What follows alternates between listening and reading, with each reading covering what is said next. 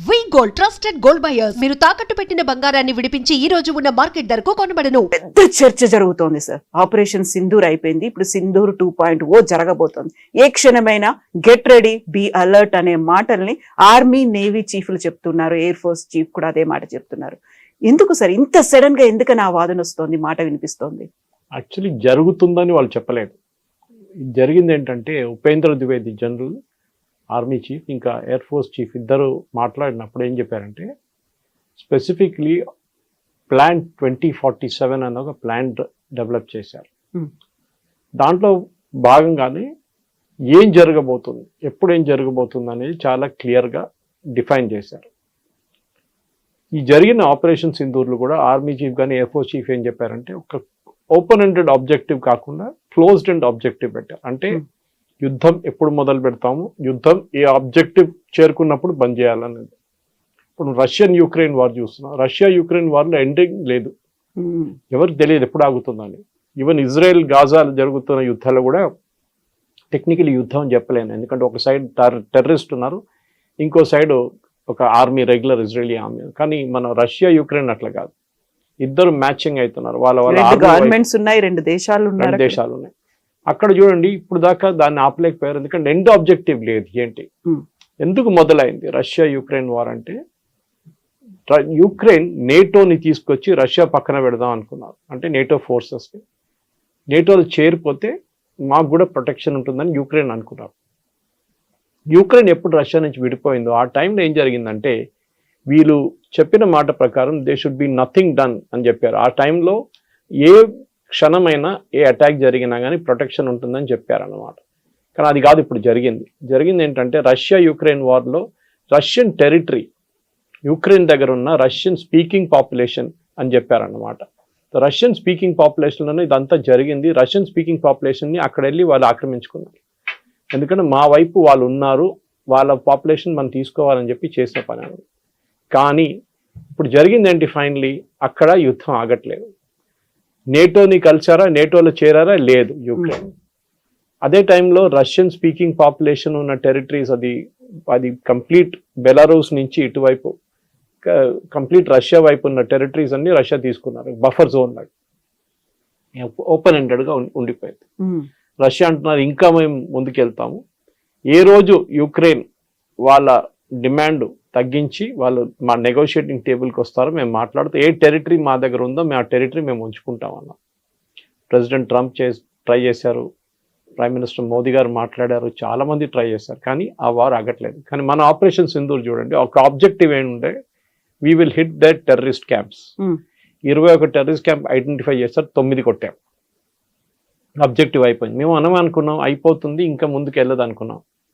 దానికోసం army joint briefing, army and air force బ్రీఫింగ్లో కూడా with the ministry of external affairs చాలా క్లియర్గా చెప్పారు, మా ఆబ్జెక్టివ్స్ అయిపోయింది, మేము ఇంకా ఏం చేయట్లేదు, కానీ మీరు మళ్ళీ మమ్మల్ని వచ్చి కొడితే మేము మళ్ళీ రియాక్ట్ అవుతాం. అది జరిగింది. మళ్ళీ పాకిస్తాన్ మన వైపు వచ్చి ట్రై చేశారు, మనం మళ్ళీ రిటర్న్ కొట్టాము. ఓపెన్ ఎండెడ్ ఉండే, అది కాదు క్లోజ్డ్ ఎండ్ ఉండే. ఆబ్జెక్టివ్ ఏంటి, పాకిస్తాన్ మిలిటరీ ఇన్ఫ్రాస్ట్రక్చర్ని కొట్టాలని నెక్స్ట్ స్టెప్ ఉండే, అది కొట్టారు. ప్రెసిజన్ స్ట్రైక్ అని అనుకున్నారు, precision strike, and it was objective very clear, ఇది కొట్టాల్సింది, ఇది కొట్టేసిన తర్వాత మీరు ఏం చేయకండి. ఇమ్మీడియట్ గా మన కైరానా హిల్స్ కానివ్వండి, జకోబాబాద్ కానీ వాళ్ళ సర్గోడా ఎయిర్ ఫోర్స్ బేస్ కొట్టినప్పుడు వాళ్ళు ఆటోమేటిక్లీ ఒక సరెండర్ ప్లాన్ మీద వచ్చేసారు. వాళ్ళు వీ వాంట్ సీజ్ ఫైర్ అన్నారు, టేక్ ఇట్ అని చెప్పాం మనం. డీజీఎంఓ మాట్లాడుకున్నారు. దాని తర్వాత ట్రంప్ వచ్చి నేనే చేశాను చెప్పి ట్రంప్ అసలు రోల్ లేకుండే, వాళ్ళ మినిస్ట్రీ ట్రంప్ వాళ్ళ టీం మాట్లాడారు, అసీం మునీర్తో కానీ ఇక్కడ ప్రైమ్ మినిస్టర్ మోదీతో మాట్లాడారు, అక్కడ వాళ్ళ సివిలియన్ అడ్మినిస్ట్రేషన్తో మాట్లాడలేదు. మనది క్లోజ్ ఎండెడ్ కాన్ఫ్లిక్ట్ ఉండేది. అయిపోగానే మనం అనౌన్స్ చేస్తాం, okay we have nothing to do more, మా ఆబ్జెక్టివ్ రియలైజ్ అయిపోయింది, మాకేం కావాలని మేము కొట్టేసాం. ఫ్యూచర్ కాన్ఫ్లిక్ట్స్ ఏమి ఉండబోతుంది, దట్ ఈస్ వెరీ ఇంపార్టెంట్. అక్కడే వస్తుంది ప్లాన్ అంతా. ఇప్పుడు సర్ క్రీక్ కి సంబంధించి వాళ్ళు తీసుకున్నటువంటి ఒక చర్యలు, అక్కడ వైమానిక స్థావరాలను కావచ్చు, లేకుంటే వాళ్ళ రక్షణ స్థావరాలను ఏర్పాటు చేస్తున్నారు, అందువల్లే అలర్ట్ గా ఉండాల్సిన అవసరం ఉంది అనేది ఒక మాట రాజ్నాథ్ సింగ్ చెప్తున్నారు. మీరు కరాచీ పోర్టుకు వెళ్ళాలి అనుకుంటే సర్ క్రీక్ గుండానే వెళ్ళాలి, అది మాత్రం మర్చిపోకండి, మేము అక్కడ ఉన్నాము, కాచుకొని కూర్చున్నాము, ఏ క్షణమైనా మేము అటాక్ చేయొచ్చు మీరు కనుక ప్రొసీడ్ అవుతే. సర్ క్రీక్ అనేది ఒక పాత ఇష్యూ ఉండే, అన్రిజాల్వ్డ్ ఇష్యూ ఒకటి. ఏదో మన అరుణాచల్ వైపు ప్రదేశ్ కానీ, అరుణాచల్ ఉన్నా కానీ, ఇటువైపు జమ్మూ కాశ్మీర్లో ఉన్న అన్రిజాల్వ్డ్ ఇష్యూలో సర్ క్రీక్ కూడా ఒక ఇష్యూ. అది చాలా పాత ఇష్యూ. దాంట్లో నెగోసియేషన్ జరిగింది ఇండియా పాకిస్తాన్కి. థర్డ్ పార్టీ మీడియేషన్ కూడా చేశారు. థర్డ్ పార్టీ మీడియేషన్లో మనం యుఎన్ బాడీ లాగా ఒక బాడీ దగ్గర వెళ్ళి మాట్లాడినప్పుడు వాళ్ళేమన్నారంటే 70% భారతదేశం పెట్టుకుంటారు. And it's a very marshy area. అక్కడ మీకు 6 నెలలు నీళ్ళు ఉంటుంది, 6 నెలలు నీళ్ళు ఉండవు. So it's very very marshy kind of. అక్కడ మీరు బిల్డింగ్లు ఏం కట్టలేవు, అందులో హ్యాబిటాట్ కూడా ఏముండదు ఎక్కువ. మీరు రాన్ ఆఫ్ కచ్ చూస్తే అటువైపు ఒక వైపు ఆఫ్ ఏం చెప్తారు జాగ్రఫీ ఉంటుంది, ఇటువైపు ఇంకో టైప్ ఆఫ్ జాగ్రఫీ ఉంటుంది అనమాట. సో దాంట్లో 30% పాకిస్తాన్కి ఇచ్చామన్నారు. పాకిస్తాన్ అని మేము అగ్రీ చేయమన్నారు. మరి కొత్తగా 2-3 పోస్టులు తీసుకొచ్చి పెట్టారు. మనం ఏమన్నాం, సరే మీరు పోస్టులు పెట్టారు కదా, మీరు ఇంకా ఇక్కడ రండి, మీ వైపు నుంచి ఇక్కడికి వస్తే మేము చూపిస్తాం. రాజ్నాథ్ సింగ్ గారు చెప్పారు, గుర్తుపెట్టుకోండి 71లో అండ్ బిఫోర్ దాట్ ఆల్సో మేము లాహోర్ దాకా వచ్చాము, లాహోర్లో మేము ఉన్నాము, మేము లాహోర్లో ఆ రోజు ఉంచుకోవాలంటే ఉంచుకోలేము, కానీ ఇందిరాగాంధీ టుక్ a decision to pull the army back and before that Nehru also once did that. అది తప్పు చేశారు వాళ్ళు. మన లాహోర్ ఉంచుకుంటే బాగుంటుండే మన దగ్గర, అది మొత్తం హాఫ్ ఆఫ్ పాకిస్తాన్ మన దగ్గర ఉంటుండే, కానీ అది హిస్టరీ. కానీ ఇప్పుడు ఫ్యూచర్ కాన్ఫ్లిక్ట్స్ ఏం జరగబోతుంది, ఒకటి టెక్నాలజీ ఉంటుంది చాలా మటుకు, ఆత్మనిర్భరత, ఎయిర్ ఫోర్స్కి కావాల్సింది ఎయిర్ క్రాఫ్టా డ్రోన్సా, ఇది చాలా పెద్ద ఒక క్వశ్చన్. ఆర్మీకి కూడా అంతే క్వశ్చన్. ఇంకోటి థియేటరైజేషన్ ఆఫ్ కమాండ్. ఒకటే కమాండ్ కింద అందరు పనిచేస్తారు. ఆర్మీ, నేవీ, ఎయిర్ ఫోర్స్ ఒకటే కమాండ్ కింద పనిచేస్తారు. ఇది కార్గిల్ వార్ నుంచి స్టార్ట్ అయిన ప్రాబ్లం అనమాట. కార్గిల్ వార్లో ఆర్మీ వాళ్ళు ఎయిర్ ఫోర్స్ సపోర్ట్ అడిగినప్పుడు వాళ్ళు మళ్ళీ తిరిగి వాళ్ళ కమాండ్కి వెళ్ళి వచ్చేదాకా గంట సేపు పట్టింది. నౌ ఇప్పుడు ఫ్యూచర్ కాన్ఫ్లిక్ట్స్ ఏంటంటే ఒకటే కమాండ్ ఉంటుంది. ఒక ఆర్మీ అయినా మొత్తం కంట్రోల్ చేస్తారు, లేకుంటే ఒక ఎయిర్ ఫోర్స్ అయినా అందరినీ కంట్రోల్ చేస్తారు సీనియర్ లెవెల్లో, చాలా సీనియర్ లెవెల్లో. అది ఆల్రెడీ మన అండమాన్స్ స్టార్ట్ చేసేసాం. ట్రై సర్వీస్ కమాండ్ ఒకటి ఆల్రెడీ ఉంది అక్కడ. వి స్మాల్ వే. ఇది జనరల్ బిపిన్ రావత్ మొదలుపెట్టిన కాన్సెప్ట్. ఇది ముందు ఒక మన పాత ఆర్మీ చీఫ్ ఒకరు ఉన్నారు, operation blue star, Krishnaswamy Sundarji అని చెప్పి, థింకింగ్ జనరల్ అంటారు ఆయన. అప్పుడు తీసుకొచ్చిన కాన్సెప్ట్ తర్వాత బిపిన్ రావత్ వచ్చిన తర్వాత he became the CDS and దాని తర్వాత ఆయన he became the overall head of the arm forces. అప్పుడు జరిగిన ఒక మెయిన్ కంబైన్డ్ డిఫెన్స్ సర్వీసెస్ హెడ్గా ఆయన చెప్పారు ఇది ఇంప్లిమెంట్ చేయాలి. కానీ దాంట్లో చాలా ఈగో ప్రాబ్లమ్స్ ఉన్నాయి. ఎయిర్ ఫోర్స్ వాళ్ళు పట్టించుకుంటారు ఆర్మీ వాళ్ళని, ఆర్మీ వాళ్ళు ఎయిర్ ఫోర్స్ వాళ్ళు పట్టించుకుంటారు, నేవీ అయిన అపాయింట్ చేస్తే వీరిద్దరు పట్టించుకోరు అని చెప్పి. ఎనీవే అది నడుస్తుంది, ఆ ప్లాన్ ఇస్ గోయింగ్ ఆన్. కానీ దానికన్నా ముందు టెక్నాలజీ వైజ్ మనం ఏం చేయబోతున్నాం చాలా పెద్ద క్వశ్చన్. దాంట్లో ఆత్మనిర్భరత ఒకటి ఉంటుంది. ఎందుకంటే ఇండిజనైజేషన్. ఇప్పుడు మన రఫాల్ తీసుకోండి, ఆల్రెడీ మన దగ్గర 3 స్క్వాడ్రన్లు ఉన్నాయి, ఇంకా 3 తెప్పిస్తున్నాం నేవీ కోసం. అది కాకుండా నెక్స్ట్ సెట్ ఆఫ్ 6 లేకుంటే 8 లేకుంటే 11 స్క్వాడ్రన్లు ఆర్డర్ చేయబోతున్నాం. కానీ రఫాల్ దగ్గర ఏం చెప్పారంటే, రఫాల్ కాదు వాళ్ళ పేరెంట్ కంపెనీ దగ్గర ఏం చెప్పారంటే, మీరు మొత్తం భారతదేశంలో తయారు చేయాలి, అట్లీస్ట్ 70% ఇండిజనైజేషన్ ఉండాలని చెప్పారు. డెస్సా అని వాళ్ళ పేరెంట్ కంపెనీ వాళ్ళకి చెప్పారు, వాళ్ళు అగ్రీ చేశారు. సో హైదరాబాద్లో ఇప్పుడు దానిది ఫస్ట్ స్టార్ట్ అయిపోయింది. ఏంటి, షెల్ తయారు చేస్తున్నారు టాటా వాళ్ళు, టాటా రఫాల్. సాఫ్రాన్ అని చెప్పి రఫాల్లో పెట్టి ఇంజిన్, మెయిన్ ఇంజిన్ వాళ్ళ కంపెనీ కూడా హైదరాబాద్లో ఉంది, బెంగళూరులో ఉంది. సో మనం ఏం చేస్తున్నాం అంటే ఈ మొత్తం టెక్నాలజీని వీఆర్ బ్రింగింగ్ ఇట్ హోమ్. మనం ఖర్చు పెడుతున్న డబ్బుల్లో మన దగ్గరే 70% ఉండిపోవాలి, మన కంపెనీలకే బిజినెస్ రావాలి, మన దేశంలోనే యంగ్స్టర్స్కి ఛాన్స్ రావాలన్న. ఇది టెక్నాలజీ వైపు ఉంటే, నెక్స్ట్ వైపు ఏంటంటే పొలిటికల్ డిసిషన్ మేకింగ్లో చాలా మటుకు మోదీ గారు ఈసారి ఫ్రీ హ్యాండ్ ఇచ్చారు ఆర్మీ, నేవీ, ఎయిర్ ఫోర్స్కి. మీరు ఆబ్జెక్టివ్ ఇది, మీరు డిసైడ్ చేయండి ఎట్లా చేయాలి, ఏ టైం చేయాలి, ఎప్పుడు చేయాలని మీరు డిసైడ్ చేయాలి. దానికోసం పెహల్గాం జరగాలని చాలా మంది అడిగారు, ఏంటి మోదీ గారు ఏం చేయట్లేదు, 5 రోజులు అయింది, 10 రోజులు అయింది, ఏం చేయట్లేదు అని. అంతా ప్లానింగ్ చేయాల్సి వస్తుంది, ఏదో వెళ్ళి కొట్టడం కాదు. యూ నీడ్ అబ్సల్యూట్ ఇంటెలిజెన్స్, ఏం జరగబోతుంది, ఎక్కడ ఉంది అని. సో అదే జరిగింది. And what your seen is a result మనం చూసాం ఆపరేషన్ సింధూర్ది. చాలా ప్రిసైజ్గా కొట్టాం మనం. అది నెక్స్ట్ ఫ్యూచర్ వాజ్లో 2047 ప్లాన్ ప్రకారం అది కూడా షార్ట్ వాజ్ ఉంటుంది, చిన్న చిన్న బర్స్ట్లో 3 రోజులు 4 రోజులు ఉంటుంది అని క్యాల్కులేట్ చేస్తున్నారు. ఎందుకంటే దానికన్నా ఎక్కువ పాకిస్తాన్ డ్రాగ్ చేయలేరు. పాకిస్తాన్ ఒక యుద్ధం చాలా రోజులు నడిపేయలేరు. మనం బంగ్లాదేశ్ వైపు చూసాం, ఈస్ట్ పాకిస్తాన్లో కాకుండా మనం 65లో చూసాం, 68 చూసాం. So we have seen different. పాకిస్తాన్తో జరిగిన చాలా మటుకు వార్ 71లో కూడా వాళ్ళ దగ్గర స్టేయింగ్ కెపాసిటీ లేదు ఎక్కువ. చిన్న దేశం, చిన్నదంటే ప్రతి బిగ్, బట్ వాళ్ళ దగ్గర స్టేయింగ్ కెపాసిటీ లేదు. సరే యూఎస్ నుంచి ఆయుధాలు తీసుకుంటే ఆయుధాలు తీసుకోవచ్చు, బండి కొనొచ్చు, డ్రైవింగ్ చేయాలి కదా ఎవరైనా, అది ప్రాబ్లం అని అయిపోయింది. చైనీస్ దగ్గర నుంచి ఎయిర్క్రాఫ్ట్ తీసుకున్నారు, అది ఇప్పుడు బాగా పనిచేయట్లేదు, దాని ఇంజిన్స్ పోయింది అంటున్నారు. రష్యా దగ్గర నుంచి ఇంజిన్ తీసుకున్నా అని చెప్పి నిన్న ఒక కథ పెట్టారు Jayaram Ramesh, it turned out to be fake. So వాళ్ళ దగ్గర బేసిక్ ప్రాబ్లం ఏంటంటే ఇప్పుడు ఇరాన్ని ట్యాకిల్ చేయడానికి యుఎస్ పాకిస్తాన్ని వాడుకుంటున్నారు. ఇప్పుడు చూడు నిన్న కూడా ఇజ్రాయెల్ మాట్లాడారని చెప్పి షబాజ్ షరీఫ్ క్లెయిమ్ చేస్తున్నారు. ఇదే ఇజ్రాయెల్ని తిట్టిన మనిషి షబాజ్ షరీఫ్. గాజాలు అది నడుస్తుంది ఇది నడుస్తుంది, ఎందుకంటే ఇజ్రాయెల్కి ఇరాన్ని కొట్టాలి, వాళ్ళ ఏం అది. లాస్ట్ రెజీమ్ ఒకటి ఉండిపోయింది, అదొకటే. Saddam Hussein is not there, Gaddafi is not there, Hafiz al Saeed is not there. ఇక్కడ మన సిరియాలో ఎవరు లేరు, అందరు ఖాళీ చేసేసారు వాళ్ళ దుకాణం. మిగిలిపోయింది ఒకటే ఇరాన్. ఇరాన్ మీద దాడి చేస్తే వాళ్ళ నెక్సస్ వీవిల్ ఫినిష్ అయిపోతుంది. ఆల్రెడీ హెజ్బుల్లా ఫినిష్ చేసేస్తారు, హమాస్ని ఫినిష్ చేసేస్తారు, మిగిలిన హూతీలు ఒకటే, వాళ్ళని కూడా కంట్రోల్ చేసుకో. సో భారతదేశం వైపు నుంచి మన స్ట్రాటజీ ఏంటంటే టెక్నాలజీ వైజ్ మనం రెడీ ఉండాలి. ఇంకోటి వార్ అనేది క్విక్ రియాక్షన్ టైం ఉండాలి. అంటే మనం ప్లాన్ చేసి మనకు 10 రోజులు 20 రోజులు దొరకపోవచ్చు ఫ్యూచర్లో.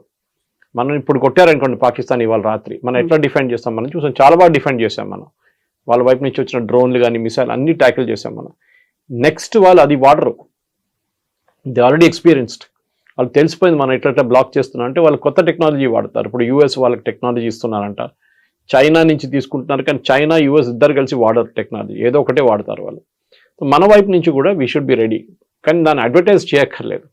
మేము ఇది చేస్తున్నాం అది చేస్తున్నాం అని చెప్పి చేయాల్సింది క్వైట్గా చేసి that we should be prepared. అదే చెప్పారు ఆర్మీ చీఫ్ కూడా చెప్పారు, that future war will be stronger. Pakistan ఇంకా కొత్తది ఏదైనా సర్కస్లు ట్రై చేస్తే దెబ్బ చాలా సీరియస్గా ఉంటుంది. పాకిస్తానే ఉండకుండా పోతుంది అనమాట. Pakistan will cease to exist. అంటే ఒక న్యూక్లియర్ వార్ అని చెప్పట్లేదు, కానీ Pakistan will cease to exist అంటే మొత్తం వాళ్ళ కంప్లీట్గా ధ్వంసం చేసేస్తారు. ఇప్పుడు చూసింది ఒక సినిమా ట్రైలర్ లాగా అనమాట. సరైన సినిమా ఇంకా వస్తుంది, చాలా డిస్టెన్స్ ఉంది, సినిమా ఒకటి వస్తుంది. So at the same time ఇప్పుడు మన దగ్గర కూడా డిఫెన్స్ సిస్టమ్ కి సంబంధించి మనం తీసుకోవాల్సినటువంటి యుద్ధ విమానాలు కావచ్చు, లేకుంటే ఫైటర్ జెట్లు, రాఫెల్లు, వీటన్నిటికీ మన దగ్గర కొనుగోలు అనేది అంటే లైక్ మనం కొనుక్కోవాలి అనుకున్నప్పుడు కెపాసిటీ తగ్గిపోతోందని ఈ మధ్యన వస్తున్నటువంటి వార్తలు కూడా F-16లు తీసుకోవాలా, లేకుంటే S-47లు 56లు తీసుకోవాలా, వీటితో పాటుగా ఎక్కడి నుంచి తీసుకోవాలి, ఒక క్రైసిస్ అనేది కనిపిస్తుంది. కాబట్టి చైనా ఇస్ కమింగ్ ఫార్వర్డ్, మేము అమ్ముతాము మీరు తీసుకోండి, 5 ఏళ్లలో మేము 5 ఇస్తాము అనే వార్తలు, ఇవన్నీ కూడా యాక్చువల్గా ఏది ఎంత రిలయబుల్ గా ఉంది సార్? ఫైటర్ ఎయిర్ క్రాఫ్ట్ అనేది నేను కొంత ఎయిర్ ఫోర్స్ వాళ్ళ దగ్గర మాట్లాడాను దీని గురించి ఆఫ్టర్ ఆపరేషన్ సింధూర్. డ్రోన్ చూడండి, ఇప్పుడు మన యుక్రెయిన్ రష్యా వార్లో డ్రోన్స్ ఎక్కువ వాడుతున్నారు, ఫైటర్ ఎయిర్ క్రాఫ్ట్ చాలా తక్కువ. ఒక $20,000 డ్రోన్ ఒక 1.8 మిలియన్ ఒక మిసైల్ని కొట్టుపడేస్తుంది. అట్లనే ఎయిర్ క్రాఫ్ట్ కూడా తక్కువేం కాదు, ఒక F-35 $100 million అంటారు దానికి. అంత ఎక్స్పెన్సివ్ ఎయిర్ క్రాఫ్ట్ మెయింటైన్ చేయాలన్నా వద్దా అనేది మనకు పెద్ద క్వశ్చన్. నెక్స్ట్ మనకు కూడా మన వైపు నుంచి యాక్మా కానీ దానికన్నా ముందు తేజస్ 1 and 2కి మనం చాలా మటుకు డిలేస్ అయింది మన దగ్గర, DRDO వైపు నుంచి, HAL వైపు నుంచి. అది ఎయిర్ ఫోర్స్ చీఫ్ చాలా క్లియర్గా చెప్పారు, వాళ్ళకి చెప్పిన డెడ్ లైన్ వాళ్ళు మీట్ చేయట్లేదు. సో వాళ్ళు డెడ్ లైన్ మీట్ చేయకపోతే ఏం చేయాలి? వాళ్ళ మెయిన్ ప్రాబ్లం ఏముంటుంటే ఇంజిన్ గురించి. ముందు మనం GE దగ్గర నుంచి ఇంజిన్ తీసుకుందాం అనుకున్నాం from US for the basic air craft training, అది జరగలేదు. దాని తర్వాత అప్పుడు దాకా తేజస్లో కొత్త ఇంజిన్ తీసుకొచ్చాం, దాని తర్వాత ఫ్రెంచ్ వాళ్ళు ఆఫర్ చేశారు ఇప్పుడు. దాని తర్వాత ఎక్మా ఉంది, నెక్స్ట్ జనరేషన్ 4.5 సిస్టమ్ ఒకటి ఉంది, జనరేషన్ ఫైటర్, దానికి కావాల్సిన ఇంజిన్. మిగతా అన్ని మనం ఏవియానిక్స్ దాకా షెల్ అన్ని తయారు చేసుకుంటాం. Engines are very very crucial. ఇది ఎట్లయిపోతుందంటే మనం కార్ షోరూమ్కి వెళ్ళిన తర్వాత వాడు కార్ చూపించి ఇది 5 లక్షల కార్ అంటాడు, మీరు చాలా హ్యాపీ అయిపోతారు, ఇంత తక్కువ నా కార్ వస్తుంది, దాంట్లో అంటాడు ఇంజిన్ లేదంటాడు, మళ్ళీ ఇంజిన్ పెడితే ఇంత అవుతా అంటాడు. So air craft is like that. Fighter air craft కొనేటప్పుడు మనకి ఏం కావాలో అది అడుగుతారు వాళ్ళు. మీ వైపు నుంచి ఎక్కడెక్కడ ఆపరేట్ చేయాలి, డెసర్ట్ ఆఫ్ రాజస్థాన్, లదాఖ్లో -40 degrees, లేకుంటే అరుణాచల్ ప్రదేశ్లో ఉన్న వర్షాల్లో ఎక్కడ యూజ్ చేస్తారు ఎయిర్ క్రాఫ్ట్. ఎందుకంటే తీసుకున్న 3-4 స్క్వాడ్రన్లు తీసుకుంటాం కదా, ఒక స్క్వాడ్రన్ అంటే 14 నుంచి 16 ఎయిర్ క్రాఫ్ట్. సో దాన్ని ఇంజిన్ డెవలప్ చేయాల్సి వస్తుంది. ఇంజిన్ ఈచ్ ఎయిర్ క్రాఫ్ట్కి ఒక్కొక్కసారి కొంటున్నప్పుడు డిఫరెంట్ ఇంజిన్స్ ఉంటుంది. ఇప్పుడు రష్యా దగ్గర తీసుకున్నప్పుడు రష్యా వాళ్ళు దాంతో సర్వీస్ ఇస్తారు మనకి, we will take care of the air craft. The US problem ఏంటంటే ఇట్లానే బ్లాక్మెయిల్ చేస్తారు. దీనికన్నా ముందు కూడా మనం న్యూక్లియర్ బ్లాస్ట్ చేసినప్పుడు పోఖ్రాన్లో మొత్తం బ్యాన్ చేసి పడేస్తారు. ఆలోచించండి, మీరు కొత్త కొత్త ఎయిర్ క్రాఫ్ట్ తీసుకుంటారు, F-35 తీసుకుందాం అనుకున్నా, తీసుకోరా అది ప్రసక్తే రాదు. తీసుకుంటే కూడా దాని స్పేర్ పార్ట్స్ రేపు ఆపేసి ఏం చేస్తారు మీరు? It become junk. బ్లాక్మెయిల్ చేసిన దానికి US ఇస్ ఎక్స్పర్ట్స్. మనం ఏం చేయాలంటే కొంటున్నప్పుడు instead of buying wholesale Russia దగ్గర నుంచి లేకుంటే ఫ్రాన్స్ దగ్గర నుంచి లేకుంటే యూఎస్ దగ్గర నుంచి కొనే బదులు mix and match of aircraft కొనాల్సి వస్తుంది. F-16 ఇస్ వెరీ పాత టెక్నాలజీ. అది F-16 పోయింది కంప్లీట్గా. We have to take new technology. 5th generation ఫైటర్కి వచ్చేసాం ఇప్పుడు. 3rd జనరేషన్ కాదు ఇప్పుడు మనకు కావాల్సింది. సో 5th జనరేషన్ ఎయిర్క్రాఫ్ట్లో మనం కూడా యాక్మా అని చెప్పి తయారు చేస్తున్నాం ఒకటి కొత్త టెక్నాలజీతో.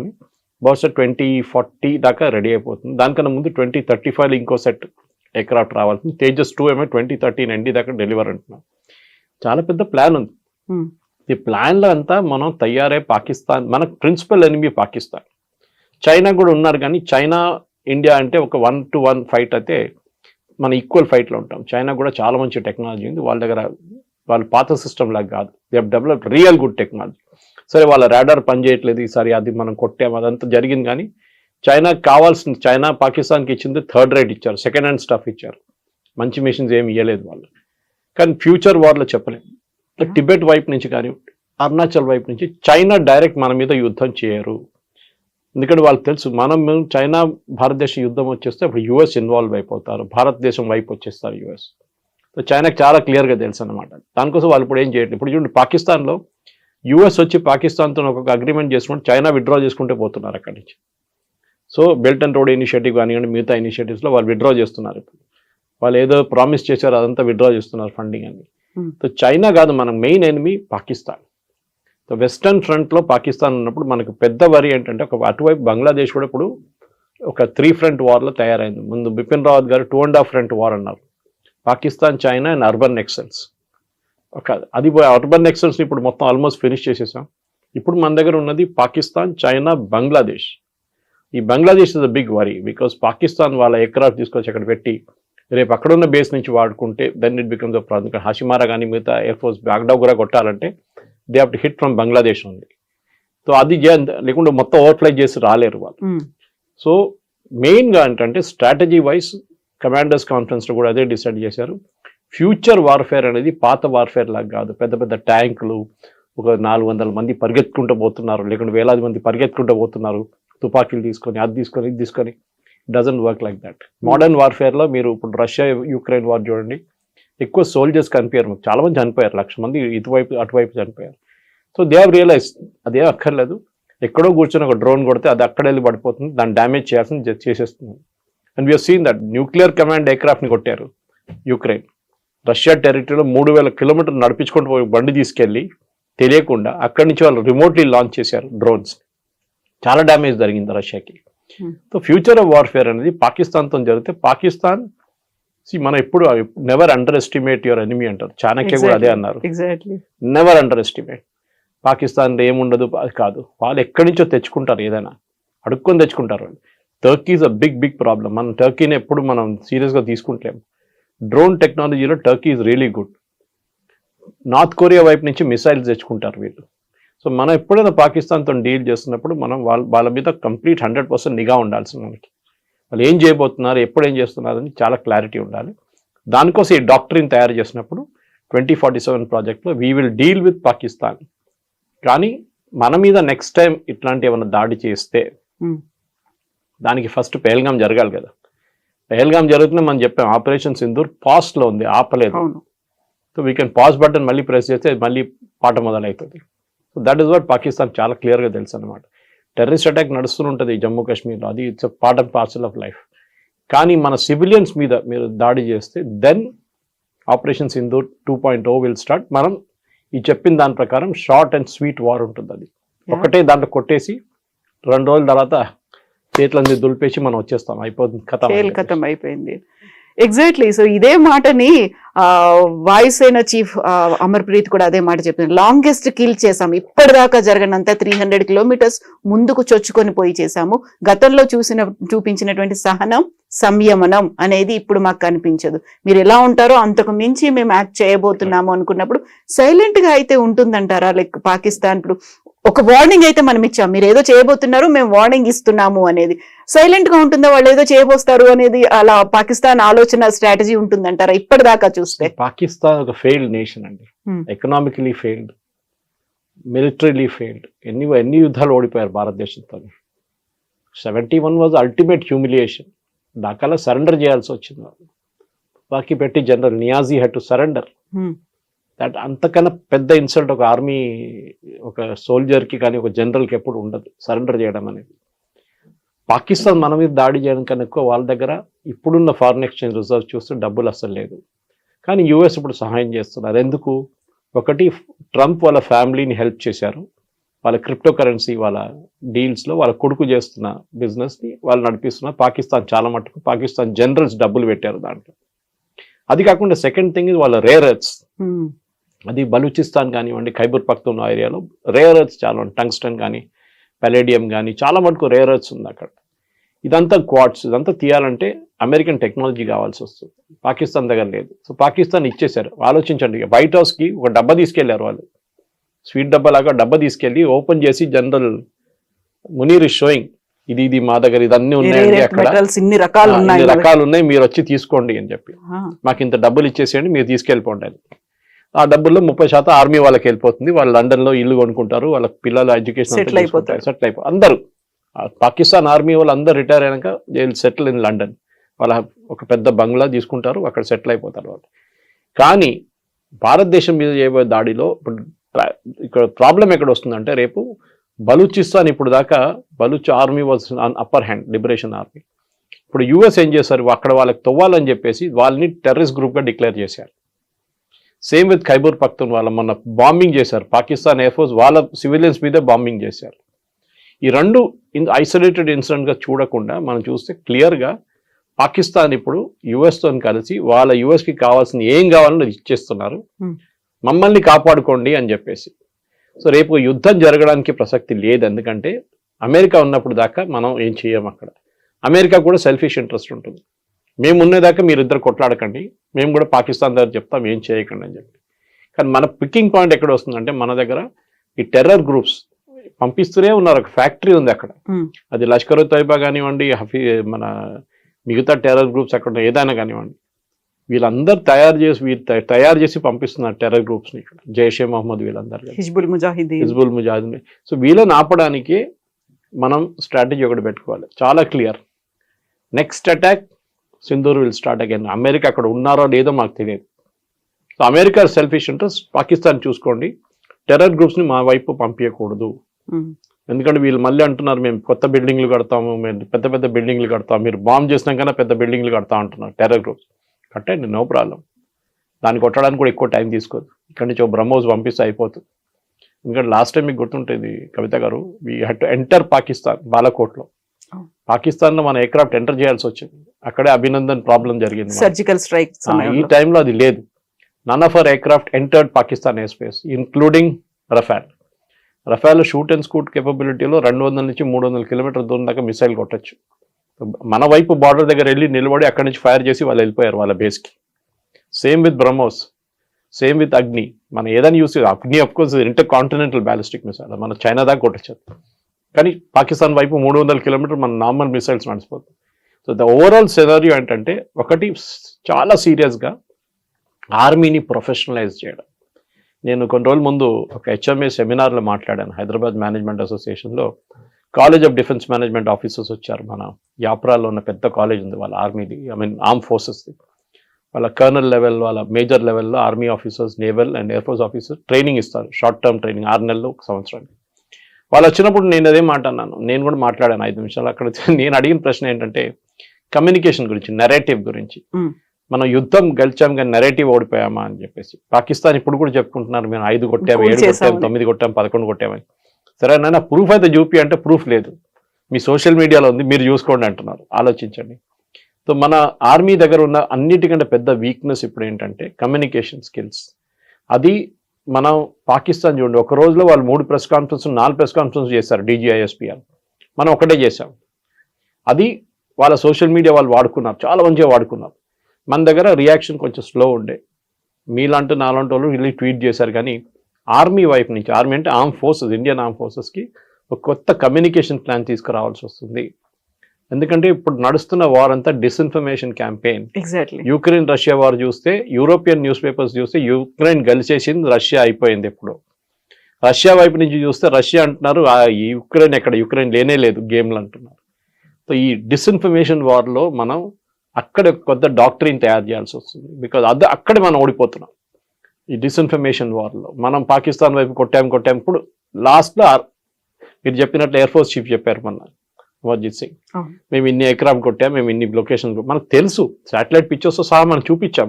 కానీ వాళ్ళ వైపు నుంచి ఉన్న సోషల్ మీడియా కానీ వాళ్ళ వైపు నుంచి ట్రోల్స్ కానీ మన మీద పడ్డారు వచ్చి, మనం దాన్ని కౌంటర్ చేయలేకపోయాం. లాస్ట్ డే సీనియర్ ఆఫీసర్స్ని తీసుకొచ్చారు, అప్పుడు కొంచెం మారింది అనుకోండి. కానీ అప్పుడు కూడా ఒక యుద్ధం నడుస్తున్నప్పుడు 24 గంటల్లో చాలా జరగవచ్చు, ఏదైనా జరగవచ్చు. So you need to have regular briefings అన్నమాట. ఎవ్రీ 3 hours 4 hours ఒక అప్డేట్ ఇవ్వాల్సి వస్తుంది. మీరు ఫిజికల్ కాన్ఫరెన్స్ పెట్టక్కర్ కానీ అప్డేట్స్ ఇవ్వాల్సి వస్తుంది, అట్లీస్ట్ ట్వీట్ చేయడం. ఇది ప్రాబ్లం ఎక్కడ వస్తుందంటే ఇది పొలిటికల్ క్లియరెన్స్ కావాల్సి వస్తుంది. మోదీ గారు దగ్గర నుంచి వెళ్ళి అడగడం కాదు, ట్వీట్ చేయడానికి కూడా army has to take command and control structure ఉంటుంది వాళ్ళ దగ్గర. ఆ పై నుంచి కింద దాకా ఇన్ఫర్మేషన్ వచ్చేదాకా మీకు 3 hours 4 hours పడుతుంది. దాంట్లో అప్పుడు దాకా సిచ్యువేషన్ మారిపోతుంది మళ్ళీ. సో ఈ డాక్టరీన్తో సహా బహుశా ఆర్మీ వాళ్ళు, air force and navy would have planned out. కొత్త వార్ వస్తే ఇన్ఫర్మేషన్ వారే యుక్రెయిన్ రష్యా వార్లో అదే నడుస్తుంది. రోజుకి రోజు మేము ఒక యుక్రెయిన్ ఒక బిల్డింగ్ ని కొట్టాం, అక్కడ 10 మంది చనిపోయారంటే యుక్రెయిన్ అంటే కాదు 100 మంది చనిపోయారంటారు, just to create an impact. గాజాలో జరిగే అదే ప్రాబ్లం అనమాట. So we have to plan not just missiles but also information campaign కూడా అనమాట. Yes, sir.